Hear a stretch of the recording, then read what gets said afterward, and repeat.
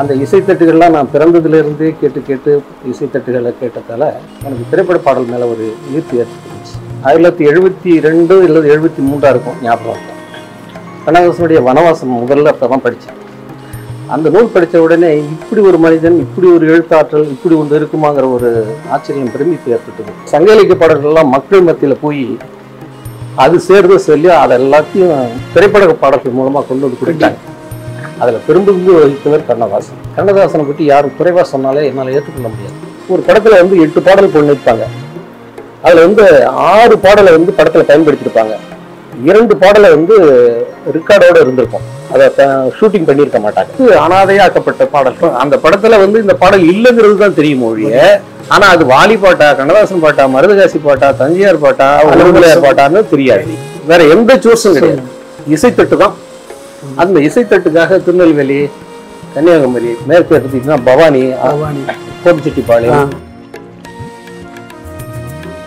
இசைத்தட்டை நம்ம கிட்ட நீங்களே பாருங்க விட்டாலும் உடஞ்சிருச்சுன்னா என்ன பண்ணுவோம்? பயம். அவங்க பொக்கிஷமா வச்சிருக்கிறத நம்ம கையாளுறதுக்கு அனுமதிக்க மாட்டாங்க. எல்லா பருவத்துக்கும், எல்லா கஷ்டங்களுக்கும், எல்லா விதத்துலையும் ஏதோ ஒரு வகையில இந்த திரைப்பட பாடல்கள் அவனை ஆக்கிரமிச்சுக்கிட்டு தான் இருக்கு. அது அவனுக்கு ஒரு ஆறுதலை கொடுக்குது அல்லது சந்தோஷத்தை கொடுக்குது. கடைசியா ஒரு வார்த்தை சொன்னார். அவர் சொன்ன வார்த்தையை மறக்க முடியலன்னு சொன்னார். முதல்ல யாரை நீங்க பார்த்தாலும் முதல்ல ஒரு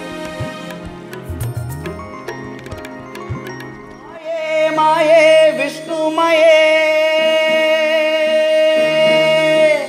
மாயா மாயா விஷ்ணு மாயா அண்ணா சுவாமி அழைக்கின்றாரே, நம்ம அண்ணா சுவாமி அழைக்கின்றாரே. மாயன் மயன் ஆன்மீக சகோதர சகோதரிக்கெல்லாம் என்னுடைய அன்பான பணிவான ஆசீர்வாதத்தை தெரிவித்துக் கொள்கின்றேன். ஒரு அற்புதமான கலைஞர். மோசட்டை வெள்ளாற்றங்கரையில் இருக்கக்கூடிய ஒரு எளிய கிராமம். அங்கிருந்து ஒரு அழகான ஒரு நதி கிளம்பி வெள்ளாற்றை கடந்து திரு பெண்ணாகடத்திலே கொலுவிட்டு இருக்குதுன்னா உழைப்பு சாதாரண உழைப்பு அல்ல. காலம் கடந்தும் கொண்டாடப்படக்கூடிய ஒரு அற்புதமான மனிதர் தான் திரு நீலமேகம் ஐயா அவர்கள். இவர் தன்னுடைய உழைப்பை நினைச்சு பார்க்குறோம். இன்றைக்கெல்லாம் இது காலம் கடந்து நிச்சயமாக நிற்கும்ங்கிற ஒரு நம்பிக்கை எனக்கு உண்டு. அவரை சந்தித்ததில் ஒரு மிகப்பெரிய ஆனந்தம். அன்பான ஒரு நல்ல ஒரு மனிதரை சந்திக்கிற ஒரு அருமையான சந்தர்ப்பம் மாயன் மயம் எனக்கு அமைத்து தந்தது. வணக்கம். வணக்கம். வணக்கம். நீண்ட இடைவெளிக்கு பிறகு நம்ம இப்போ சந்திச்சுட்டு இருக்கோம். சட்டை போட தொடங்கிய காலத்திலிருந்து ஒரு மிகப்பெரிய ஒரு ஈர்ப்பு உங்கள்கிட்ட திரை இசையில். ஆமாம். அதை காலம் கடந்தும் இன்றைக்கெல்லாம் பார்த்தீங்கன்னா அந்த காலத்தில் ஒரு 10 பைசாவுக்கெல்லாம் அந்த திரைப்பட பாடல் புத்தகங்களை எல்லாம் விற்பனையெல்லாம் நான் பார்த்துருக்குறோம்.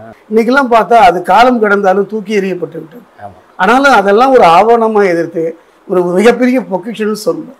இப்போ திருக்குறள் எடுத்துக்கிட்டிங்கன்னா தருமர், மணக்குடவர், தாமத்தர், நச்சர், பரிதி, பரிமேலழகர், எத்தனையோ பேர் கண்ணதாசன்லேருந்து கலைஞர் வரைக்குமே அதுக்கு உரை எழுதியிருந்தாலும் கூட அந்த ஒன்று தான் கருவாக இருந்தது. ஆனால் இந்த திரை இசையை அதுக்கு ஈடானது. ஒரு காலத்தில் நம்ம எல்லாம் கட்டி போட்டது, நம்முடைய வாழ்வின் பெரும்பகுதியை அதை ஆக்கிரமித்தது. அப்படிப்பட்ட சூழ்நிலையில் மோசட்டையில் தொடங்கிய உங்கள் வாழ்வு ஒரு அருமையான உங்களை ஒரு முதல்ல நான் சந்திக்கிற வாய்ப்பு எப்போ கிடைச்சதுன்னா, இந்த வால்வு செட்டுன்னு சொல்லுவாங்க, ரேடியோவில் வால்வு செட்டு. ஒரு எலக்ட்ரானிக் இன்ஜினியராக தான் நான் உங்களை சந்தித்தேன். ஆனால் அவங்க சிரசுக்கு மேலே ஒரு அற்புதத்தை பார்த்தேன். அதுதான் கண்ணதாசனுடைய படம். அந்த 10 பைசா பாட்டு புஸ்தகம் அலட்சியமாக தூக்கி எறியப்பட்டது இன்னைக்கு காலம் கடந்து நம்ம எதிரொலிக்குதுங்க. எத்தனையோ பேர் கிட்ட சொல்லியிருக்காங்க, கவலைகள் வரும்பொழுதெல்லாம் இந்த பாடல்கள் தாங்க நமக்கு ஆறுதல். நமக்கெல்லாம் புறநானூறோ, அகநானூறோ, 10 பரிபாடலோ, கலித்தொகையோ நேரம் இல்லை, சொல்லித் தருவதற்கு யாரும் இல்லை. ஆனால் அற்புதமான பாடல்களை எல்லாம் எனக்கு இன்னைக்கு தொகுத்து வச்சிருக்கீங்க. எவ்வளோ பெரிய விஷயம். அதில் ஒரு பெரிய ஒரு மகுடம் தாங்க கவியரசர் கண்ணதாசன். 5 தொகுதிகள், 6வதை தேடும் பொழுது நீங்கள் தாங்க கொடுத்தீங்க. அந்த வகையில் எத்தனையோ பட்டமும் பதவியும் உங்களை தேடி வந்தாலும் கூட அடக்கமாக அமைதியாக இன்னும் உங்கள் பணிக்கு ஈடே கிடையாது. உங்களுடைய அனுபவங்களை சொன்னீங்கன்னா எங்களுக்கு ரொம்ப உதவியாக இருக்கும். மாதிரி சொந்த ஊர் பக்கத்தில், இது பெண்ணாடத்தில் நம்ம பேசிக்கிட்டு இருக்கோம். அருகாமையில் மோசட்டைன்னு ஒரு கிராமம் தான், ரொம்ப உட்கிராமங்கள். அங்கே 1954 நான் பிறந்தேன். நான் 52லேயே எங்கள் அப்பா கிராமஃபோன் பெட்டி வாங்கி வச்சுருந்தார் வீட்டில். அந்த இசைத்தட்டுகள்லாம் நான் பிறந்ததுலேருந்தே கேட்டு கேட்டு இசைத்தட்டுகளை கேட்டதால் எனக்கு திரைப்பட பாடல் மேலே ஒரு ஈர்ப்பு ஏற்பட்டுருந்துச்சு. அதுக்கு பிறகு அந்த பாடல்களை இன்றைய வரையும் கேட்டுக்கிட்டு இருக்கேன். இன்றைய வரையும் அந்த பாடல்களை சேமிக்கிறது. இசைத்தட்டுகள் ஆரம்பத்தில் நிறைய இசைத்தட்டுகள் சேமித்தேன்.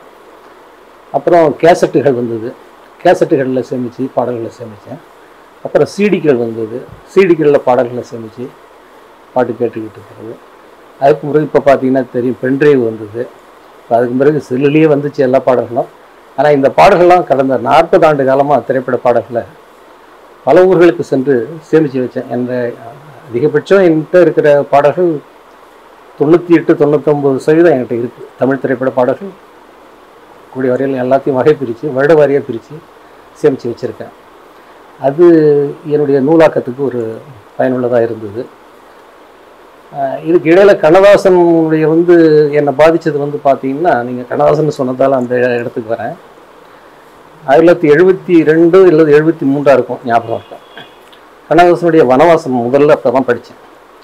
அந்த நூல் படித்த உடனே இப்படி ஒரு மனிதன், இப்படி ஒரு எழுத்தாற்றல், இப்படி ஒன்று இருக்குமாங்கிற ஒரு ஆச்சரியம், பிரமிப்பு ஏற்பட்டது. தமிழில் ஒரு புது ஸ்டைலு அவர் எழுதுனது. அவர் தன்னை அவன்னு சொல்லி எழுதியிருப்பார். அது ஒரு வித்தியாசமாக. அது இன்றைய வரையிலும் எனக்கு அதுதான் முதலிடத்தில் வைக்குது எழுத்தாற்றலில். அவர் நிறைய உண்மைகளை எழுதிட்டார். பல விமர்சனங்களுக்கு ஆளான புத்தகம்னால இலக்கியங்கிற ரீதியில் எனக்கு அது வரலாற்று ஒரு ஆவணமாக இருக்கும். அதுலேருந்து கண்ணதாசன் மேலே ரொம்ப ஈடுபாடு. அவர் எழுதிய எந்த புத்தகமாக இருந்தாலும் தேடி தேடி தேடி வாங்க ஆரம்பித்தேன். 80 வரையிலும், அவர் இறந்து போகிறது 81 இறந்தார். அது வரையிலும் அவருடைய நூல்களை படிக்கிறது, அவருடைய பாடல்களை பேசுறது, நண்பர்கள் மத்தியில் பேசுறது. இன்னும் சொல்லப்போனால் அவருடைய பாடல்களில் கவிதைகளில் சில கவிதைகளை எடுத்துக்கிட்டு அந்த நேரத்துக்கு நண்பர்கள் மத்தியில் பேசும்போது இந்த டைமிங் இல்லையா, அந்த நேரத்தில் அந்த கவிதைகளை எடுத்து சொல்லுவோம்னு அது நமக்கு ஒரு பெருமையாகவும் சிறப்பாகவும் இருக்கும். அப்படிலாம் கண்ணதாசனை ரசித்து வரும். அதற்கு பிறகு கண்ணதாசன் தான்ங்கிற வட்டத்தை தாண்டி எல்லா கவிஞர்களையும், ஏன்னா நம்ம எல்லா மற்றவர்களுக்கு குறைவாக மதிப்பிட முடியாது, எல்லா கவிஞர்களையுமே அவருடைய பாடல்கள் அதை ஆய்வு செய்கிறது. இந்த பாடலில் இவர் சொல்லியிருக்காரு, அதே கருத்து அந்த பாடலில் அவர் சொல்லியிருக்காரு அப்படின்னு சில பாடல்களில் எல்லாத்தையும் ஒப்புமை செஞ்சு பார்க்குறது. இவர் என்ன சொல்கிறாரு, அந்த பாடலில் அவர் என்ன சொல்லியிருக்காரு. இந்த வகையில் பார்க்க போனீங்கன்னா மருதகாசியோ, தஞ்சை ராமதாசோ, உடுமலை நாராயணகவியோ, ஆத்மநாதனாக இருந்தாலும் சரி, பிற்காலத்தில் அப்புறம் கண்ணதாசன், வாலி வரையிலும் இவர்கள் ஒவ்வொரு பாடல்களையுமே தனிப்பட்ட முறையில் ஒவ்வொரு பாடல்களையுமே ஆய்வு செஞ்சு பார்த்துருக்காங்க. நிறைய பாடல்கள், நிறைய விஷயங்கள் நமக்கு தெரிய வந்தது. ஆனால் இப்போ நீங்கள் கொஞ்சம் நேரத்துக்கு முந்தைய சொன்னீங்க சங்க இலக்கிய பாடல்கள், நிறைய பாடல்கள் சொன்னீங்களா, அந்த சங்க இலக்கிய பாடல்கள்லாம் மக்கள் மத்தியில் போய் அது சேர்ந்து சொல்லி அதை எல்லாத்தையும் திரைப்பட பாடல்கள் மூலமாக கொண்டு கொடுத்தாங்க. அதில் பெரும்பங்கு வகித்தவர் கண்ணதாசன். மற்ற கவிஞர்கள்லாம் இருந்ததை விட சங்க இலக்கிய பாடல்களை தன்னுடைய பாடல்களில் கூட கொடுத்தவர் நேரடியாகவோ மறைமுகமாகவோ அவருடைய ஸ்டைலில் மாற்றி கொடுத்ததோ அது பெரும்பங்கு கண்ணதாசனுக்கு உண்டு. அவருடைய பாடல்கள் இன்றளவும் காலத்தை கடந்து இன்றைக்கும் பேசப்படுதலாக இருக்குதுன்னா அந்த இலக்கிய தாக்கம் அந்த பாடல்கள்லாம் இருக்குது. அதனால தான் கண்ணதாசன் அப்படின்னு நீங்கள் சொல்லும்போது ஒரு நிகழ்வு, அது நீங்கள் சொன்னது இன்னைக்கு காலம் கடந்தாலும் கூட இன்னைக்கு எனக்கு அந்த நினைவு இருந்துகிட்டு தான் இருக்குது. நல்லூரில் உங்களுடைய ஒரு நண்பர், அவரோடு நீங்கள் கவியரசரை சந்திக்க அவர் வீட்டுக்கு போகிறீங்க, அவருக்கு துணைவியார் இப்போ தூங்கிட்டு இருக்காங்க, இப்போ பார்க்க முடியாது அப்படின்னு அவங்க சொல்கிறாங்கன்னா ஆர்வம் மிகுதினால 2 பேரும் தயங்கி அங்கே நின்றுட்டு இருக்கீங்க.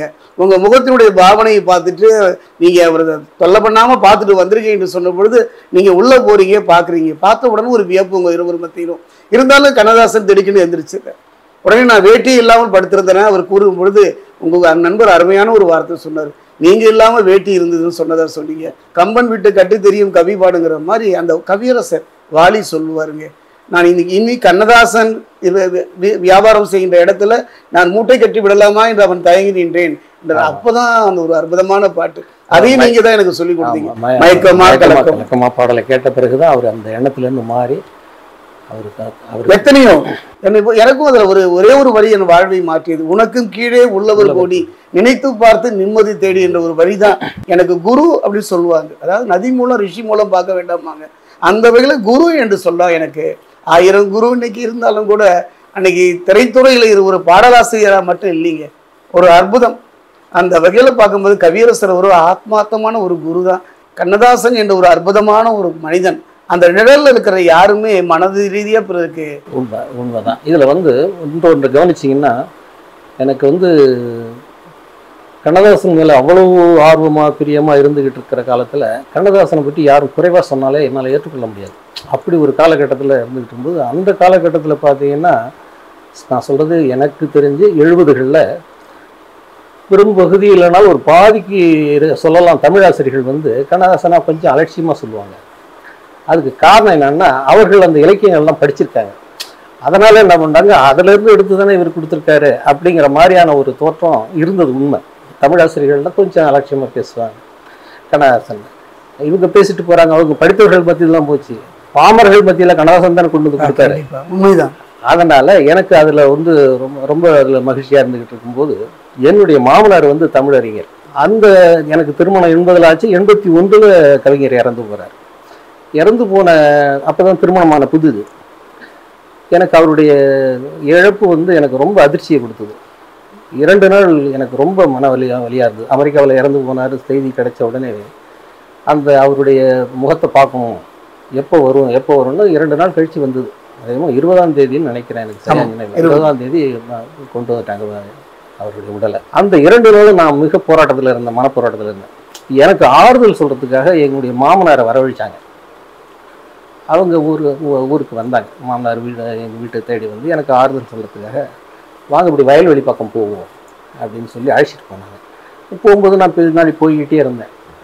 அப்போ வந்து கண்ணதாசனை பற்றி பேச ஆரம்பித்தப்ப கண்ணதாசன் அவன் ஒரு கவிஞன் கிடையாது, அவன் ஒரு தபால்காரன் அப்படின்னாரு. இந்த வழக்கமாக அறிஞர் தமிழாசிரியர்களுக்கு உரிய திரும்பவும் அந்த ரீதியிலே இவர் சொல்கிறாரோன்னு எனக்கு இன்னும் கொஞ்சம் வருத்தம் ஜாஸ்தியாக ஆரம்பிச்சது. அடுத்ததாக அவங்க சொன்னாங்க, அவன் வந்து கவிஞன் கிடையாது, அவன் இறைவனால் அனுப்பப்பட்ட தூதன். இறைவன் இந்த மக்களுக்கு தமிழ் மூலமாக என்னென்ன சொல்லணும்னு நினைச்சானோ அதெல்லாம் கண்ணதாசன் மூலமாக சொன்னான் அப்படின்னு அவங்க சொன்னாங்க. அப்புறம் தான் எனக்கு அவங்களுக்கே உரிய பாணியில் அதை சொன்னாங்க. எனக்கு ஒரு ஆறுதலாக இருந்தது. அப்புறம் மறுநாள் வந்து சென்னைக்கு நானே தனியாக கிளம்பி போனேன். அப்போல்லாம் என் நண்பர்களுக்கு இந்தளவுக்கு வர மாட்டாங்க, பேசுகிறதோட சரி. கவிஞரை போய் அவர் வீட்டுக்கு அவருடைய மலமுகத்தை பார்த்துட்டு இந்த ரோஸ் நிறம்பாங்க இல்லையா, அந்த ரோஸ் நிறத்தில் அப்படியே உயிரோடு இருக்கும்போது அப்படி ஒரு உருவத்தை நான் பார்த்தது கிடையாது. இறந்து போன பிறகும் 2 நாள் கழிச்சும் அந்த உயிரோடு படுத்து தூங்குற மாதிரி இருந்தார். அப்படி ஒரு தோட்டம் ரோஸ் கலரில் அவ்வளவு அழகான ஒரு மனிதன். அவர் இழப்பு கொஞ்ச காலம் என்னை பாதிச்சுது. உடனடியாக அவருடைய உருவப்படத்தை தேடி சிதம்பரம், கடலூர், எந்த ஊருக்கு போனாலும் ஒரு ஸ்டுடியோ பார்த்தா உள்ளுக்கு நுழைஞ்சிருவேன். அந்த தேடுதல் எனக்கு இருந்தது. உடனே கண்ணதாசனுடைய படம் நெகட்டிவ் ஏதாவது வச்சுருக்கீங்களான்னா அண்ணாமலை யூனிவர்சிட்டிக்கு அவர் வந்து பேசினப்போ எடுத்த ஒரு ஃபோட்டோ அவங்க வேல் ஸ்டுடியோன்னு இருக்குது சிதம்பரத்தில். அவர் வந்து கொடுத்தாரு. ஒரு பெரிய சைஸ் ஃபோட்டோ ஒன்று போட்டு கொடுத்தாரு. ஒரு வாரம் கழித்து திரும்பவும் போய் வாங்கிட்டு வந்துட்டேன். அந்த வாங்கிட்டு வந்து தான் என்னுடைய தொழிலகத்தில் வந்து மேலே வச்சுருந்தேன். அதுதான் நீங்கள் பார்த்தது. அம்மா அந்த படத்தை பார்த்தவங்க என்னுடைய தொழில்நுட்பமாக வரவங்கெல்லாம் இது யார் அப்படின்னு சில பேர் கேட்பாங்க. அவங்களுக்கெல்லாம் விளக்கம் சொல்ல வேண்டியது. அப்புறம் அதை வீட்டுக்கு எடுத்துகிட்டு வந்துட்டேன். அதனால் அவரை மறக்க முடியாத என்னுடைய வாழ்க்கையில் இலக்கிய தாக்கத்தை உருவாக்கின மனிதர், பெரும்பகுங்கு வகித்தவர் அவர் தான். உண்மைதாங்க. பிறப்பிலிருந்து இறப்பு வரை நம்முடைய வாழ்க்கையில் எவ்வளவோ பேர் நம்ம சந்திக்கிறவங்க அத்தனை பேரும் நட்பாக இருப்பாங்களான்னு சொல்ல முடியும். ஆனா அந்த இது ஒரு நட்பு. நீங்களாவது அந்த இறப்பின் தருவாயில அவர் போய் சந்திச்சீங்க. அந்த வாய்ப்பு கூட எனக்கு கிட்டல, கல்லூரி பருவம் என்ன வாய்ப்பு இல்லை. ஆனாலும் காலம் கடந்தும் இன்னைக்கே அந்த கண்ணதாசன், அந்த TM சௌந்தரராஜன், இந்த 2 பேருமே பார்த்தீங்கன்னா வாழ்க்கையில ஒரு அற்புதம். நான் ஐயா சிவாஜி கணேசன் கிட்ட பேசிட்டு இருக்கும்போது நான் டிஎம்எஸ் பேசும்போது அவர் ஒரு பார்வை பார்த்தார். ஒரு மாதிரியான ஒரு பார்வை பார்த்த பொழுது நான் சிரிச்சிட்டேன். உடனே அவர் சொன்னார், ஏன் நான் சொன்னேன், ஐயா நீங்கள் இருவருமே என்னுடைய 2 கண்கள் ஓ அப்படின்னு சொல்லிட்டு சொன்னாரு. உங்களை பார்க்கணும்னா நாங்கள் காசு கொடுத்துதான் வந்து பார்க்கணும். இது அப்படி இல்லைங்க. எந்த வீட்டு கூரையிலும் இவன் குரல் கேட்டுக்கிட்டு தான் இருக்கும். அந்த வகையில பார்க்கும் பொழுது 3வது ஒரு மனிதன் கண்ணதாசன். இந்த 3 பேரும் காலம் கடந்து நிற்பீர்கள் என்று சொன்னபோது அவர் வியந்து பாராட்டினார். காரணம் என்னன்னா, ஒரு நட்பு, ஒரு பாலம், அந்த பாலம். ஆனா உங்களுடைய பணியை நான் நினைத்து வணங்குகிறேன். இந்த ஆலங்குடிய சோமு பாடல்கள் எல்லாம் நீங்க சொன்னது தப்பாங்க. ஒரு முறை உங்களுக்கு எனக்கும் ஒரு மிகப்பெரிய தர்க்கமே நடந்தது. கண்ணதாசன் நீங்க ரசிகர், அவரை தவறாக பேசினால் உங்க மனம் புண்படும். நான் அப்படிலாம் இல்லைங்க ஐயா, நான் கண்ணதாசன் வெறியனாகவே இருந்தேன். கண்ணதாசன் கவிஞர் வாலியை கூட அவருடைய அருமையை சொன்னது நீங்க தான். கண்ணதாசனுக்கு அப்புறமா வாலியின் கவிதை, வாலியை பத்தி நான் கொஞ்சம் பக்கெட் கவிஞர்னே சொல்லுவேன். ஆனா அதையெல்லாம் திருத்தினீங்க. அப்படி கிடையாது. ஒருவர் சிறந்தவர் என்பதற்காக அடுத்தவர் நம்ம தாழ்த்தக்கூடாது. இந்த இலக்கியத்துல பொறுத்த வரைக்கும் இவர் உயர்வு அவருக்கு உயர்வு எல்லாம் கிடையாது என்று விளக்கம் கொடுத்தீங்க. அதே மாதிரி டிஎம் சௌந்தரராஜன் ஐயா தான் என்னுடைய மூச்சு. அதே நேரத்தில் மலேசியா வாசுதேவனை நான் தவறா பேசும்போது கூட என்னை திருத்தினீங்க. அப்படிலாம் கிடையாது. கலைஞர்கள் எல்லாமே அதுதான் உங்கள்கிட்ட ஒரு விஷயம். நீங்க சொன்னதுலேயே ஒரு அற்புதம் அதுதான். இவர் தான் என்று இருப்பதை விட இவரும் உயர்ந்தவர் என்று அந்த அந்த அது கூட கண்ணதாசன் கொடுத்தது. அந்த தாக்கமும் அந்த இயக்கமும் அந்த வகையில நீங்க இந்த ஆவணப்படுத்திருக்கீங்கல்ல, இப்ப அது தெரியாதுங்கய்யா. சிதறி போன பாடல்கள் அத்தனையுமே நீங்க தொகுத்து பத்திரமா வைத்து, அதுவும் சொல்ல போனா யார் மீது நீங்கள் காதல் பண்ணீங்களோ, யார் மீது அன்பு செலுத்துறீங்களோ, யாரை விரும்புறீங்களோ அந்த கவிஞருடைய 6வது தொகுதியை வாய்ப்பு எவ்வளவு பெரிய விஷயம். இதையெல்லாம் பார்க்கின்றவர்கள் அப்ப புரிஞ்சுக்கணும். எனக்கு பெருமை தர ஒரு விஷயம், எனக்கு நானே மிக்க மகிழ்ச்சி, ஒரு ஆத்ம திருப்தி ஏற்பட்ட ஒரு விஷயம் என்னன்னா, கண்ணதாசனுடைய திரை இசை பாடல்கள் தொகுதி முதல்ல வானதி பதிப்பகம் தான் வெளியிட்டாங்க. அந்த 2 தொகுதி கவிஞர் உயிரோடு இருக்கும்போதே வெளிவந்துச்சு. தொகுதி 1, தொகுதி 2, ஒவ்வொரு தொகுதியிலும் 500 பாடல்கள் இருக்கும். 1000 பாடல்கள் 2 தொகுதி கவிஞர் உயிரோடு இருக்கும்போதே வெளிவந்தது. அவர் கவிஞர் இறப்புக்கு பிறகு சில காலம் கழித்து அவருடைய உதவியாளர் ராம கண்ணப்பன் அவருடைய முயற்சியால தொகுதி 3, தொகுதி 4, தொகுதி 5 ஒவ்வொரு தொகுதியிலும் 500 பாடல்கள். இப்ப பாத்தீங்கன்னா 2500 பாடல்கள் வெளிவந்து போச்சு. அது வெளிவந்ததுக்கு பிறகு மேற்கொண்டு பாடல்கள் அவங்களால சேகரிக்க முடியல. ஒரு ராமகண்ணப்பனும் காலமாயிட்டாங்க.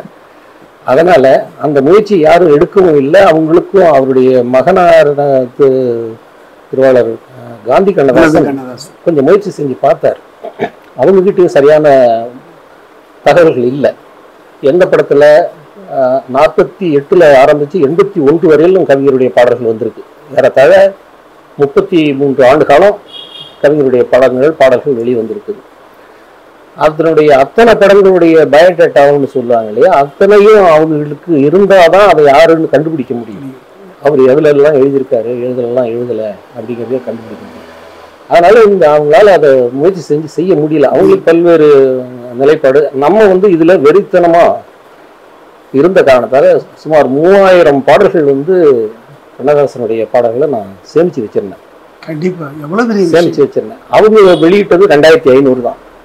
இந்த தகவலை வேற நண்பர்கள் மூலமா காந்தி கண்ணதாசன் ஐயா அவர்களுக்கு தெரிஞ்சு அவங்க என்கிட்ட கேட்டாங்க, இன்னும் 6வது தொகுதி வெளியிடத்துக்கு உதவி செய்ய முடியுமான்னு கேட்டாங்க. தாராளம் ஐயா, அதை விட எனக்கு என்ன வேலை, நான் செஞ்சு தரேன் அப்படின்னு சொல்லி 6வது தொகுதி ஏற்பாடு பண்ணேன். அப்ப என்ன பண்ணிட்டு இருக்கு, இந்த 5 தொகுதிகளிலும் வெளிவந்த பாடல்கள் எல்லாத்தையும் எது வந்திருக்கு எது வரல அப்படிங்கிறத நம்ம ஆய்வு செய்யணும். அப்ப அந்த 5 புத்தகத்திலேயே இருக்கிற பாடல்கள் எல்லாத்தையும் பார்த்து அதுல இல்லாதாவே எடுக்க வேண்டியிருக்கு. இப்ப இதுல என்னன்னா, அவங்க ஒரு படத்துல 4-6 பாட்டு இருக்குன்னா அதுல ஒரு 4 பாட்டு எடுத்திருப்பாங்க, 2 விட்டுருப்பாங்க. இப்படி சில படங்கள்ல பண்ணியிருக்காங்க அவங்க. அந்த மாதிரி பண்ணத்துல நம்ம பூரா படங்கள்ல இருந்துமே அவங்க இல்லாத எடுக்கிறாங்க போது இன்னும் கூடுதல் சிரமமா இருக்கு. ஒரு படத்துல விட்டுட்டாங்கன்னா அந்த படத்துல எடுத்துக்கலாம். அப்ப விட்டுட்டான படங்கள்லாம் எதுவுமே வேற நம்ம ஆய்வு செய்ய வேண்டியது.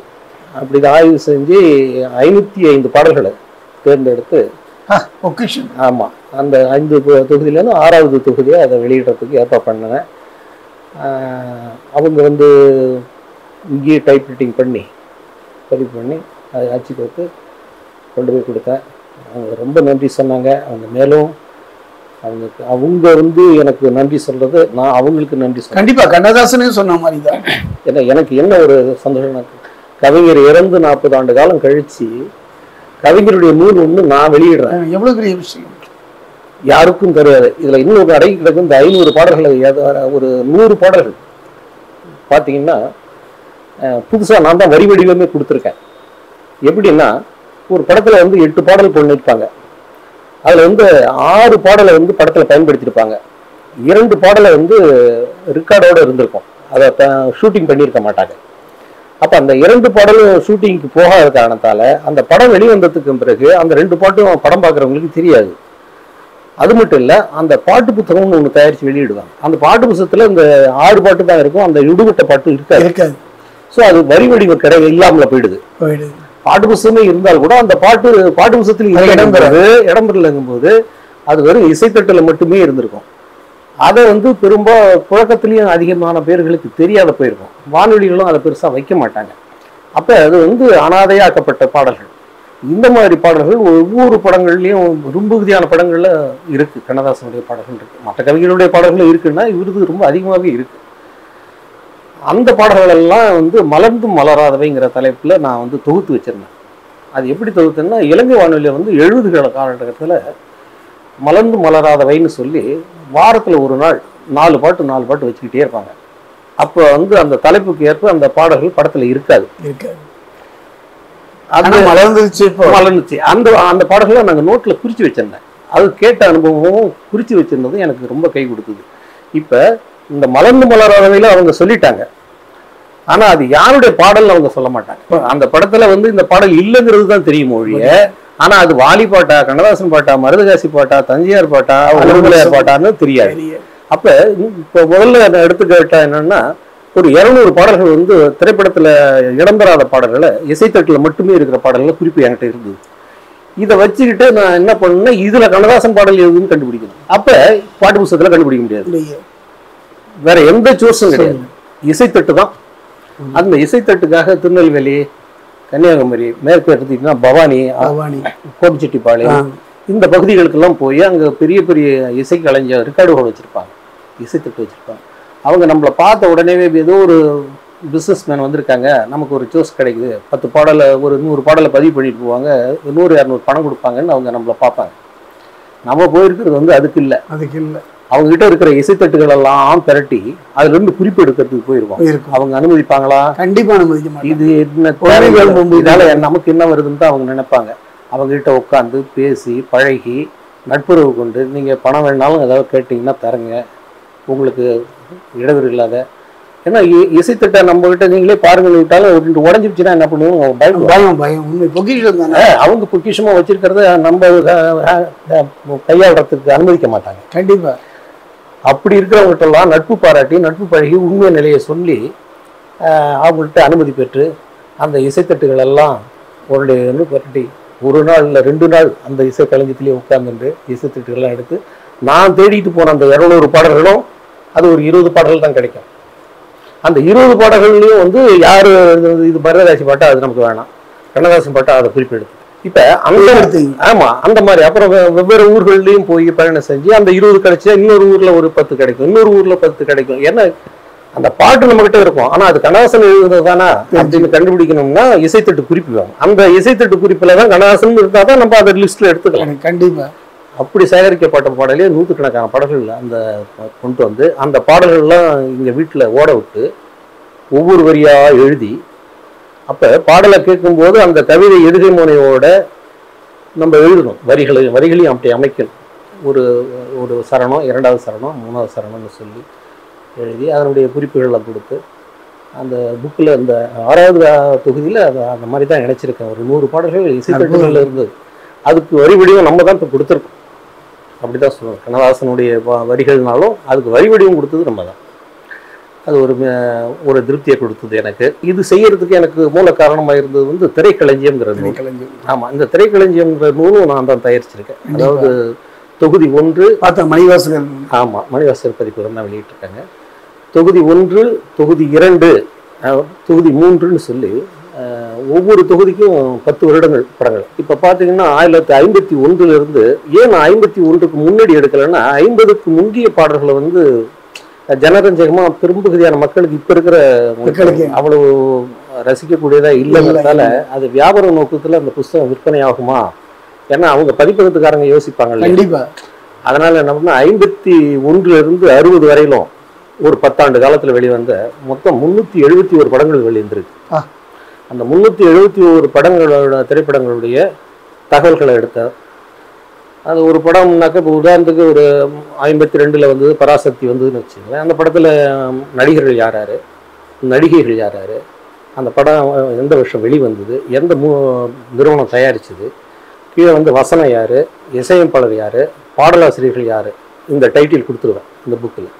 அதுக்கு கீழே பார்த்தீங்கன்னா அந்த படத்தில் எத்தனை பாடல், முதல் பாடல் 1ஆம் நம்பர் போட்டு முதல் பாடல் இந்த பாட்டு அதனுடைய 4 வரி மட்டும் 4 வார்த்தைகள் மட்டும் ஒரு வரி. அதுக்கு கீழே அந்த பாட்டை எழுதினவங்க பேரு, அந்த பாடலை பாடினவங்க பேர். இப்படி 8 பாட்டுக்குன்னா அந்த 8 பாட்டுக்கும் 7 பாட்டுன்னா 7 பாட்டுக்கும் குறிப்பு கொடுத்துருவேன். கொடுத்து இப்போ ஒரு படம் முடிஞ்சு போச்சு. அடுத்த பக்கத்துக்கு போனீங்கன்னா அடுத்த படம். இப்படி 51 வெளிவந்த படங்கள் எத்தனையோ அத்தனை படங்களுக்கும் 52 எத்தனை வந்ததோ அத்தனை. இதே போல அந்த 10 வருடத்துல வந்து பார்த்தீங்கன்னா 371 திரைப்படங்கள் வெளிவந்தது. அத்தனை படங்களுக்கும் அது எம்ஜிஆர் படம் சிவாஜி படம்லாம் கிடையாது. என்ன தணிக்கை செய்யப்பட்டு வெளிவந்த அத்தனை படங்களையுமே அது மட்டும் கிடையாதுங்க, உழைப்பு. அதாவது ஒரு எத்தனையோ இந்த மூவியில எல்லாருக்கும் ஏதோ ஒரு விதத்துல ஒரு திறமை, ஒரு ஈடுபாடு இருக்கு. ஆனா உங்களுடைய ஈடுபாடுங்கிறது அந்த ஆத்மார்த்தமான ஒரு ஈடுபாடு இருந்ததுனாலதான் அதை செய்ய முடியும். நான் இந்த மயன் இந்த தொலைக்காட்சி மூலியமா தமிழக முதல்வர் ஐயா அவர்களுக்கு நான் ஒன்று ஒரு வேண்டுகோள் தான். ஐயா கலைஞர் ஒரு எழுத்தையே ஆயுதமாக்கி அரசியல்ல மட்டுமல்ல பொது வாழ்க்கையில் ஒரு உன்னதமான நிலையை அடைந்தவர் தான். இப்படிப்பட்ட ஒரு மனிதர்களை எல்லாம் நாம் கொண்டாட வேண்டும். ஆவணப்படுத்துதல்லாம் அவ்வளவு எளிதல்ல. எத்தனையோ நம்ம இழந்துட்டோம், எத்தனையோ இலக்கியங்களை இழந்துட்டோம், எத்தனையோ இழந்துட்டோம். இன்னும் சொல்ல போனா ஆலயம் பாடல் பெற்ற ஆலயங்கள்னு சொல்றாங்க. அந்த பாடல் பெற்ற ஆலயங்களை எத்தனையோ வைப்பு தலங்களை நீங்க வச்சிருக்காங்க. அந்த மாதிரி பார்க்கும் பொழுது என்னை பொறுத்த வரைக்கும் இதெல்லாம் ஒரு வைப்பு தலம் தான். ஆன்மீகத்துல கவிஞர் மட்டுமல்ல, ஆலங்குடி சோமு மட்டுமல்ல, மருதகாசி மட்டுமல்ல, தஞ்சை ராமையாதாஸ் மட்டுமல்ல, எத்தனையோ கவிஞர்கள். அவங்கெல்லாம் எந்த பள்ளியில படித்தார்கள்? கண்ணதாசனை பொறுத்த வரைக்கும் எந்த கல்லூரியிலும் சென்று படித்தாரா இல்லை எனக்கு தெரியவில்லை. அப்போ அந்த தமிழில் உள்ளவங்கெல்லாம் சொல்வார்கள், இவருக்கு மரணம் கூட வெளிநாட்டில் தானே நடந்தது, தமிழ்நாட்டில் நடந்ததா என்று சொல்லும் பொழுது அதை வாலியிடம் சொல்லியிருக்கிறார்கள். வாலி சொல்றார், சிறுகுடல் பட்டியல் அவதரித்து சிக்காகோ நகரில் சங்கமித்த ஜீவநதியே என்றெல்லாம் சொல்லியிருக்கு. கண்ணதாசனை பற்றி சொல்ல வேண்டும், அவருடைய பாடலை பற்றி சொல்லணும்னு சொல்லும் போது வாலி இன்னும் சொன்னார், கருவாட்டு சந்தையில விண்மீன்களை விற்று என்றெல்லாம் சொன்னார். இப்படியெல்லாம் என்னைக்குமே பாருங்களேன், ஒரு தாய்க்கு கூட தன் மகள் மீது ஒரு கர்வம் இருக்கும், மகளுக்கு கூட தாயின் மீது ஏதோ ஒரு பேர்த்த ஒரு கர்வம் இருக்கும், தந்தைக்கு பிள்ளையின் மீது ஒரு கர்வம் இருக்கும். ஏன்னா அதனுடைய ஜெராக்ஸ் தானே. அந்த வகையில பார்க்கும்போது ஒரு அற்புதம். இதை தமிழக முதல்வர் கொண்டாட வேண்டும். இவர் ஒரு சிறப்பான ஒரு அங்கீகாரம் தரணும். வெறும் திரைத்துறை என்று ஒதுக்கிவிட முடியாது. காரணம் என்ன, இன்னைக்கு அரசியல ஒரு அச்சாணி மாதிரி மிகப்பெரிய ஒரு தாக்கம் தான் எழுத்துத்துறை. அதுலயும் இந்த கவித்துறை திரைத்துறையில ஐயா எழுதிய நூல்களை ஆவணப்படுத்துறது பெருசு இல்லை.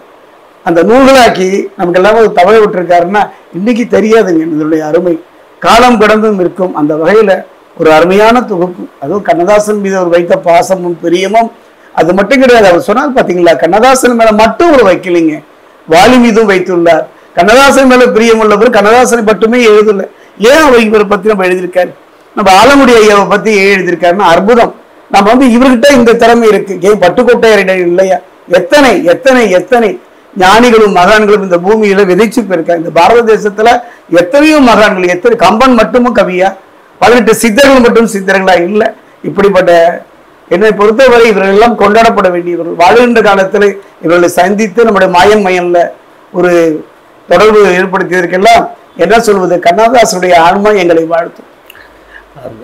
அதனுடைய தொடர்ச்சியாக இருக்கும்போது பார்த்தீங்கன்னா இந்த நூல்களில் இந்த திரை தகவல்கள் மட்டும் இல்லாமல் அந்த படங்கள் சம்பந்தப்பட்ட ஒரு சுவையான தகவல்.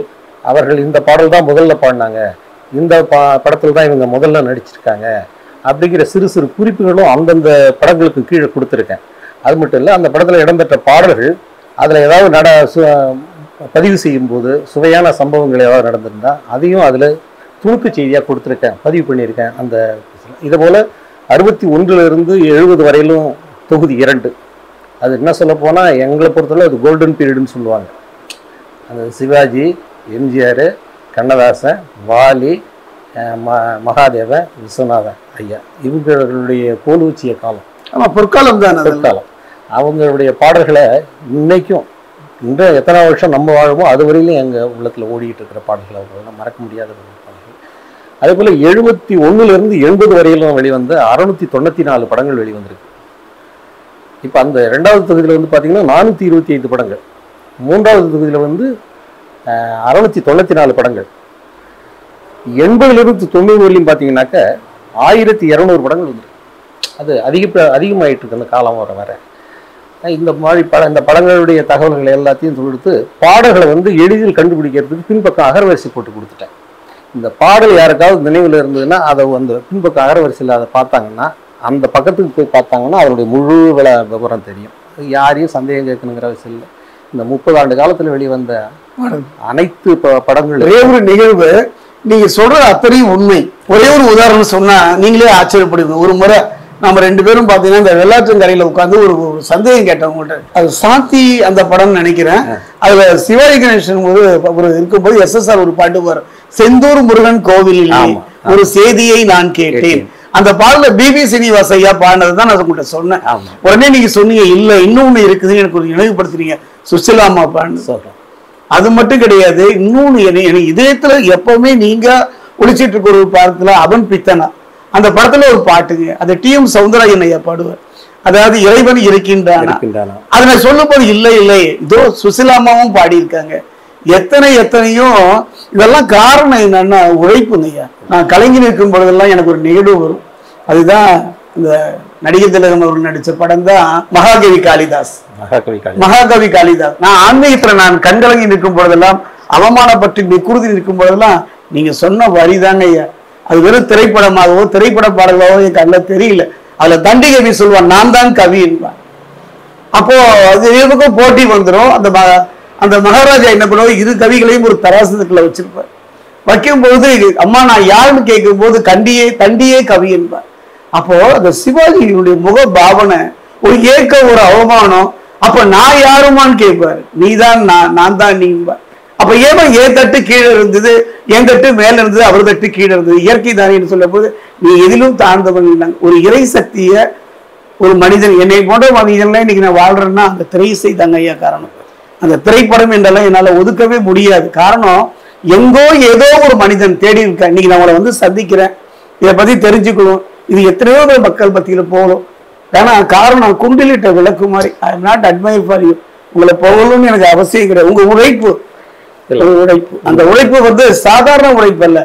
இன்றைய காலகட்டத்தில் ஒருத்தர் வீட்டுக்கு கூப்பிட்டு உட்கார வச்சு பழைய பாடல்களை பத்தி பேசும்போது நான் பார்த்துருக்கேன். நீங்க இங்க கொடுத்துருக்கீங்க, மறந்துட்டீங்கன்னு நினைக்கிறேன். அந்த சுத்தும் அந்த இசைத்தட்டு அது இன்னும் நான் பார்த்துட்டு இருக்கேன். பெண்ணாடம் திரைப்படத்துல பாத்தீங்கன்னா அந்த ஒரு வண்டியில வச்சுக்கிட்டு அதை சுத்திக்கிட்டே இருப்பாங்க. உச்சஸ்தாரியில பாரு TM சௌந்தரராஜன் சுத்த மறந்துட்டா சுருதி குறைஞ்சு போயிடுவாரு. அப்படிப்பட்டது நிகழ்வுல இருந்து இசைத்தட்டாகி கேசட் ஆகி CD ஆகி இந்த மைக்ரோ எங்கெங்கேயோ அந்த ஒரு காலகட்டத்துல அந்த பழமை 1000 இருந்தாலும் என் அப்பா தாங்க, 1000 உறவுகள் வந்தாலும் என் தாய் தான். அந்த வகையில உங்களுடைய தேடல் ஒரு அற்புதமான விஷயம். காலம் கடந்தும் இப்ப இல்ல அவங்கெல்லாம் நினைச்சு பாருங்க. அவங்கெல்லாம் வாழ்ந்த காலத்துல அவங்களுடைய பொக்கிஷத்தெல்லாம் நீங்க பாதுகாத்து எங்களுக்கு தரீங்கன்னா அந்த ஆத்மா உங்களை வாழ்த்து. மிக்க மகிழ்ச்சி. இறுதியா சொல்லணும்னா, அந்த பழைய திரைப்பட பாடல்கள்ல வாழ்வியலை வெளிப்படுத்துற ஒவ்வொரு மனிதனுடைய எவரையோ ஒரு மனிதனுக்கு எங்கேயோ உட்காந்துருக்கும் போது அவன் துன்பப்படும் போதோ மகிழ்ச்சி அடையும் போதோ அப்பெல்லாம் ஒரு திரைப்பட பாடல் நிற்கும். அது கண்ணதாசனா இருக்கலாம், இல்லை வாலியா இருக்கலாம், யாரை எந்த கவிஞராக கூட இருக்கலாம். அவனையும் அறியாமலே அவங்ககிட்ட அந்த வார்த்தை முணுமுணுக்கும். இந்த வாழ்க்கை, இந்த அண்ணன் தம்பி தங்கை அப்பா அம்மா அப்படிங்கிற ஒரு கூட்டு குடும்ப வாழ்க்கை இருக்குங்களே, அதில் ஏற்படுற இன்ப துன்பங்கள் அனைத்துக்குமே திரைப்படங்கள் இருக்குது. குழந்தையிலிருந்து வயதான குடுகுடு கிழவன் வரையிலும் எத்தனை பருவங்கள் இருக்கோ அத்தனை பருவங்களுக்கு ஆணோ பெண்ணோ அனைவருக்குமான பாடல் திரைப்படங்கள்ல இருக்குது. அது குறிப்பாக கண்ணதாசன் எழுதியிருக்காரு. அவங்களுக்கு சோகம் வேணுமோ அந்த நேரத்துக்கு நீ பாடத்துக்கு உனக்கு ஒரு பாட்டு. எல்லா பருவத்துக்கும் எல்லா கஷ்டங்களுக்கும் எல்லா விதத்துலையும் ஏதோ ஒரு வகையில் இந்த திரைப்பட பாடல்கள் அவனை ஆக்கிரமிச்சுக்கிட்டு தான் இருக்குது. அது அவனுக்கு ஒரு ஆறுதலை கொடுக்குது அல்லது சந்தோஷத்தை கொடுக்குது. அதை மறுக்க முடியாது. அது குறிப்பாக அந்த பழைய திரைப்பட பாடல்கள். அதனால தான் அதில் இருக்கிறதாலேயே திரும்ப நான் ஆரோக்கியமாக இருக்கிறதா நான் என்ன கருதுகிறேன், மகிழ்ச்சியாக கருதுகிறேன். அது ஒவ்வொரு மனிதனுக்குமே அந்த இசை உணர்வு ரசிக்கிற உணர்வு இருந்ததுனாக்க ஆயுளை நீட்டுறதுக்கு வாய்ப்பு உண்டு, மறுக்க முடியாது. சமீபத்தில் கவிஞர் கண்ணதாசனுடைய புதல்விய அந்த விசாலி கண்ணதாசனுடைய கணவர் மனோகரன் அவரை சந்திக்கின்ற ஒரு சந்தர்ப்பம் எனக்கு கிடைச்சது. அவரை சந்திக்கிற ஒரு வாய்ப்பு எனக்கு கிடைச்சு நான் சந்தித்தாரு, ஜோதிட ரீதியாக நான் சந்தித்தாரு. அப்போ அவர் சொன்னாரு, அங்கே இறந்து அந்த ஒரு பாட்டு, அந்த சுடுகாட்டுல மயானத்துல ஒரு பாட்டு பாடுவார். அந்த பாட்டு என்ன பாட்டு என்றவர் என்னை கேட்கும் பொழுது எனக்கு சொல்ல தெரியல. கவிஞருடைய மருமகன் அவர் கேட்கிறார், எனக்கு இந்த பாட்டு ரொம்ப பிடிக்கும், அந்த பாட்டு என்னன்னு கேட்கும்போது பாத்தீங்கன்னா அற்புதம். அந்த புரட்சி தலைவர் எம்ஜிஆர் நான் ஒரு சிவாஜி ரசிகனாக இருந்தாலும் கூட இன்னைக்கு நான் நினைச்சு பார்க்கிறேன், அந்த நினைவை நினைத்து பார்க்கின்றேன். அதாவது தேஜஸ்ன்னு சொல்லுவாங்க, அது நடிகர் திலகத்துல இருந்தது. ஓஜஸ்ன்னு சொல்லுவாங்க, அது மக்கள் திலகத்துல இருந்தது. காரணம் என்னன்னா, ஒரு நிகழ்வு அது அடிக்கிட்டே போனாலும் கூட உங்களுடைய தாக்கம் தான் எனக்கு தேவை. அந்த வகையில பார்க்கும்பொழுது உங்க வாயிலிருந்து கவியரசரை பத்தி சொன்னீங்க, உங்களுடைய அனுபவங்களை சொன்னீங்க. எனக்கு ஒரே ஒரு ஆசை, எனக்கு உயிர் ஒன்று இருந்தால் அது டி.எம். சௌந்தரராஜன் தான். அந்த மூன்றிடத்தில் என் மூச்சு இருக்கும் அப்படிங்கிற மாதிரி டி.எம். சௌந்தரராஜன் ஐயாவை சந்திக்கின்ற வாய்ப்பு எனக்கு கிடைத்தாலும் கூட ஐயாவை பத்தி உங்களுடைய அனுபவத்தை சொன்னீங்கன்னா ரொம்ப உதவியா இருக்கும். இல்லை, இப்போ என்னுடைய வாழ்க்கையில் வந்து டிஎம்எஸ்ஸை சந்திக்கும்போது நான் மறக்க முடியாது. கடைசியாக ஒரு வார்த்தை சொன்னார், யாரை அவர் சொன்ன வார்த்தையை மறக்க முடியலன்னு சொல்கிறேன். முதல்ல யாரை நீங்கள் பார்த்தாலும் முதல்ல ஒரு புன்னகையை கொடுங்க, பார்த்துட்டு பேசாதீங்க, முதல்ல ஒரு புன்னகையை கொடுங்க, அப்புறம் தான் உங்கள் பேச்சு சுவாரஸ்யமாக இருக்கும், சந்தோஷமாக இருக்கும், 2 பேர் பக்கம் மத்தியிலையும் அப்படின்னு தான் சொன்னார் டிஎம்எஸ். இது அப்புறம் பார்த்தா அவங்க வர எல்லாருக்கிட்டுமே அந்த ஆலோசனையை சொல்லியிருக்காரு, அந்த அறிவுறுத்தலை சொல்லியிருக்காரு டிஎம்எஸ். எம்எஸ் விஸ்வநாதன் ஐயாவையும் பார்த்து பேசிகிட்டு இருந்திருக்கோம். அவரெல்லாம் என்ன சொல்கிறது, அவங்க அதே போல் சுசிலா அம்மா எங்கள் வீட்டில் கூட விளையாட்டாக சொல்லுவேன், எனக்கு மனைவி பிள்ளைகள் குடும்பம்னு எதுவும் இல்லாமல் ஒரு நிலை இருந்ததுன்னா நான் சம்பாதிச்சதெல்லாம் அவங்க காலடியில் கொண்டு போய் வச்சுருவேன், இப்படி சொல்லியிருக்கேன். ஏன்னா அவங்க என்னை சந்தோஷப்படுத்தினதுக்கு என்னால் எதுவுமே செய்ய முடியாது, இதுவரையும் நான் செய்யலை. இப்போ கண்ணதாசனுக்காவது இவ்வளோ தூரம் நம்ம பண்ணதில் எதுவும் ஒரு திருப்தி இருக்குன்னு சொன்னல. இப்போ எம்எஸ் விஸ்வநாதனுக்கு, டிஎம்எஸ்க்கு, சுசிலாவுக்கோ என் வாழ்க்கையில் இந்த 70 ஆண்டு காலமாக என்னை எவ்வளோ மகிழ்ச்சிப்படுத்திருக்காங்க, சந்தோஷப்படுத்திருக்காங்க. நான் என்ன பண்ணேன் அவங்களுக்கு? இதுதாங்க ஐயா இப்போ சொன்னிக்க பார்த்தீங்களா, அதுதான் நம்ம 2 பேரும் ஈர்த்தது. டி.எம். சௌந்தரராஜன் ஐயா இறந்து விட்டார் என்பதெல்லாம் நான் தொலைக்காட்சியில் பார்க்குறேன், என் கண்ணில் இருந்து கண்ணீர் வருது. என் மனைவி சொல்கிறாங்க, ஐயா ஒரு சினிமாக்காரன் செத்து போயிட்டா அதுக்கு போய் நீங்கள் அயர்லீங்களேன்னு சொல்லும்போது உன் கண்ணுக்கு ஒரு சினிமா தான் என்னை சந்தோஷப்படுத்தினார். அவ்வளோதான் அந்த குரல், அது வந்து என் வாழ்க்கையில் ஒரு புத்துணர்ச்சி தந்தது. ஐயா ஒன்று சொல்றேங்க ஐயா, அதாவது தத்துவ ஞானி என்று சொல்வதை விட ஒரு கருதான் கண்ணதாசன். அது குழந்தையாக்கினதை தாராட்டினது எம்.எஸ். விஸ்வநாதன் தான். ஆனால் நம்ம கிட்ட கொண்டு வந்து சேர்த்த டி.எம். சௌந்தரராஜன் ஐயா தான். என்னை பொறுத்தவரை பிறப்பில் இருந்து இறப்பு வரை வாழ்ந்தார். அவரை சந்திக்கிற ஒரு வாய்ப்பு உங்களை மாதிரி எனக்கு கிடைச்சது. சந்தோஷம் ஐயா. என் வாழ்க்கையில் அந்த குரல் என்னை பொறுத்த வரைக்கும் அந்த சௌந்தரராஜன் ஐயா பேரு அவங்க அப்பா வச்சா இருப்பாருங்க, சௌந்தரராஜன் என்ற ஒரு பெயர். அதை நினைக்கும் பொழுது அதுவும் நீங்க டி.எம். சௌந்தரராஜன் ஐயாவை பத்தியும் அந்த கான ராணி சுசிலா அம்மாவை பத்தியும் சொன்னீங்க, அதே மாதிரி எல்லாரீஸ்வரி அம்மாவை பத்தியும் சொல்லுங்க. எல்லாரீஸ்வரி அம்மா வந்து ஒரு காலகட்டத்தில் ஒரு மாதிரியான பாடலை பாடினாங்களும் அவங்க பாடின சிறந்த அற்புதமான கேட்டுக்கிட்டே இருக்கலாங்கிற மாதிரியான நல்ல நிறைய பாடல்கள் இருக்கு. அதோடு தான் அவங்க வந்து எப்படி சொல்கிறது, அதை வந்து நான் செல்லமாக ராட்சசின்னு சொல்லுவேன். சில பாடல்கள் கேட்டு இதுக்கு நிகராக பாடுறதுக்கு ஆளு அந்த மாதிரி பாடுவாங்க. ஒரு காலகட்டத்தில் SP Balasubramaniam, Susheela, SP Balasubramaniam, எல்லாரீஸ்வரி, SP Balasubramaniam, Vani Jayaram, இந்த காம்பினேஷன் வந்து 70களில் நல்லா ஹிட் ஆச்சு. அதுக்கு முந்தி பார்த்தீங்கன்னா எல்லாரீஸ்வரி, டிஎம்எஸ், அது ஒரு மாதிரியான வித்தியாசமான பாடல்கள் எல்லாம் அவங்க துள்ளல் பாடல்கள்லாம் அவங்க அது நிறைய சொல்லலாம். அவங்க பாடல்கள்லாம் தனியாக இதில் வந்து என்னென்ன அவர்கள் பாடிய பாடல்கள் எல்லாத்தையும் அவங்கவுங்க பாடலையும் அவங்கவுங்க பேர் கூட்டு பதிவு பண்ணி வச்சிருக்கேன் தனியாக. அதுதான் உங்கள்ட்ட பேச தூண்டுது. அதாவது சிலர்கிட்ட பேசினா பேசிக்கிட்டே இருக்கணும் அப்படின்னு தோணுவதுக்கு காரணம் அந்த 2 ஈர்ப்பும் விசையும் ஒன்றா இருக்கணும். எனக்கு டி.எம்.எஸ். சுசீலா மட்டும்தான் தெரியும். ஆனா அந்த ஜமுனா ராணி ஒருத்தங்களை வந்து நீங்க தாங்க நீங்க சொல்லிதான் ஜமுராணி பாடல்களையும் நான் கேட்க ஆரம்பிச்சேன். மிக அற்புதமான ஒரு கொஞ்சல் குரல் உடையவங்க. ஒரு காலகட்டத்தில் பார்த்தீங்கன்னா ஒரு பாடலில் கூட இவங்க எல்லாரீஸ்வரியை போடலாமா ஜமுனா ராணியை போடலாமா அப்படிங்கிற ஒரு எம்எஸ்சி வந்து எல்லாரீஸ்வரியை போடணுங்கிறார், கவிஞர் வந்து ஜமுனா ராணியை போடணுங்கிறார். நீங்கள் ஜமுனா ராணியை போட்டு பாட்டு ஹிட் ஆகலன்னா அதுக்கு முழு பொறுப்பு நான் எடுத்துக்கிறேங்கிறாரு கண்ணதாசன். அப்படிலாம் சில ஒரு அவருடைய குரலில் அவங்க ஜமுனா ராணியோட குரல்லாம் ஒரு வித்தியாசமான ஒரு குரல், அது கொஞ்சல் எல்லாம் கலந்தது அந்த பாடல் சிலங்கள், அது ஒரு வித்தியாசமான பாடல். அவங்களுக்கு நல்லா இருக்கும். எல்லாரும் சரி. இது என்ன மெயின் ட்ராக்கு கதாநாயகின்னா சுசிலான்னு ஃபிக்ஸ் பண்ணிட்டாங்க அந்த காலத்துல இருந்து. அந்த மற்ற கரைக்கும் வருது பாருங்க, அவங்க தாண்டி வர முடியும். ஆமா, அது அந்த சுசிலாங்கிற ஒரு இமயத்தை அடிக்க முடியல. மற்றவங்க எல்லாம் வந்து பாத்தீங்கன்னா இந்த துணை நடிகர்கள் பாடுற பாட்டுகளுக்கு எல்லாத்துக்கும் ஜமுனா ராணி, எல்லாரும் சரி, ஏன் ஜானகியை கூட பிற்காலத்துல தான் ஹீரோயினுக்கு கொண்டு வந்தாங்க. ஆரம்ப காலத்துல கொஞ்சம் சைடா தான் கொடுத்துக்கிட்டு இருந்தாங்க. ஐயா, இதுக்கு இடையில நம்ம ஒருத்தரை மறந்தே போயிட்டோம். ஆமா, அற்புதமான ஒரு குரல். இந்த குரலுக்கு ஈடு ஏது? ஆலயபடி ஓசை மாதிரி இருக்கக்கூடிய சீர்காழி கோவிந்தராஜன் ஐயா. வெங்கலக்குரல் வெங்கலக்குரலும் அவரெல்லாம் விமர்சிக்கிறதுக்கு எப்பா அவர் முதல் பாடினது வந்து சிரிப்புத்தான் வருகிறது ஐயாங்கிற பாட்டு பாடினார் அப்படின்னு. ஆமாம், சிரிப்புத்தான் வருகிறது ஐயா பாடல் வந்து முதல் பாடினாரு. அவரும் டூயட் சாங்லாம் பாடியிருக்காரு. தனிப்பாடல், குற்றால சிரிக்கின்றாள் என்று சிரிக்கின்றாள் வித்தியாசமான ஒரு குறைந்த வயதுல தான் இறந்துட்டாருன்னு நான் கருதுறேன். இன்னும் கொஞ்சம் காலம் இருந்திருக்க வேண்டியவர். முறையா சங்கீதம் பெற்றவர். அருமைங்க ஐயா. ஒரு நல்ல தொடர்பு. எங்கோ ஆரம்பித்து என்ன சொல்லுவாங்கல்ல, காவிரியில் தொடங்கி கங்கையில நீராடின ஒரு நினைவு தான் அந்த இசை நீராடல் தான், இசை அருவி தான். உங்களை சந்தித்ததோ ஒரு மிகப்பெரிய ஒரு விஷயம் ஐயா. அதாவது நான் என்ன நினைக்கிறேனோ அதை நீங்க நினைக்கிறீங்க. நாம் இருவரும் நினைப்பது ஒரு நல்ல விஷயம்தான். காலம் உங்களை மறக்காது. காரணம் என்னன்னா, உங்களுடைய உழைப்பு எப்பவுமே இந்த உலகம் காலம் தாழ்ந்த உழைப்புக்குரிய கூலியை தருது. பிரபலப்படுத்திக்க முடியாது. நமக்கு இப்போ அதில் வந்து இந்த புக்குக்கு வந்து பார்த்தீங்கன்னா தினமணியில் வந்து விமர்சனம் எழுதியிருந்தாங்க. இந்த கவிஞருடைய 6வது தொகுதிக்கு எழுதியிருந்தாங்க. திரைக்களஞ்சியத்துக்கு வந்து தினமணியில் எழுதியிருந்தாங்க. திரைக்களஞ்சியத்துக்கும் எழுதியிருந்தாங்க. விக்கிபீடியாவில் எல்லாத்துலேயும் போட்டு எனக்கு நன்றி சொல்லி போட்டிருக்காங்க. இது ஏதோ நம்மளால இந்த உலகத்தில் புரிஞ்சு இந்த துறையில் இருந்தோம், இந்த துறையில் இல்லைச்சுன்னா நம்மளால முடிஞ்சதை இவ்வளோ தான் செஞ்சோம், அவ்வளோதானே. சரி, அதுக்குள்ள பாடல் புத்தகங்கள் சேமித்தேன். ஒரு 2000 பாடல் புத்தகங்கள், பாட்டு புத்தகங்கள் வச்சிருக்கேன். அது எனக்கு துணையா இருந்தது. இதெல்லாம் இந்த பாடல் புத்தகங்களை ஐயா சேகரிச்செல்லாம் அரசாங்கம் ஒரு நல்ல ஆவணப்படுத்தணும். அந்த எனக்கு முன்னோடியா நிறைய பேர் சேமிச்சவங்களா இப்போ ஃபிலிம் நியூஸ் ஆனந்தன் இருந்தாரு, மிஸ்டர் அலிகான் இருந்தாரு, மிஸ்டர் வாமனன் இருந்தாரு. வாமனன் தெரியும். இப்படி இப்போ நிறைய பெரியவர்கள் இருக்காங்க. அவங்களும் இதில் ரொம்ப ஜாம்பவான்கள்லேயே சொல்லலாம். அவங்கள முடிஞ்ச வரலையும் அவங்க இருக்கு. சௌந்தரராஜன் ஐயாவை பத்தி வாமனம் எழுதியிருந்தாரு. அவருக்கு ஒரு அவார்ட் ஃபங்க்ஷன் அவருக்கு ஒரு கொடுத்தோம். உங்களுக்கு எதிர்பார்த்து காத்திருந்தோம். ஏதோ சூழ்நிலை வர முடியல.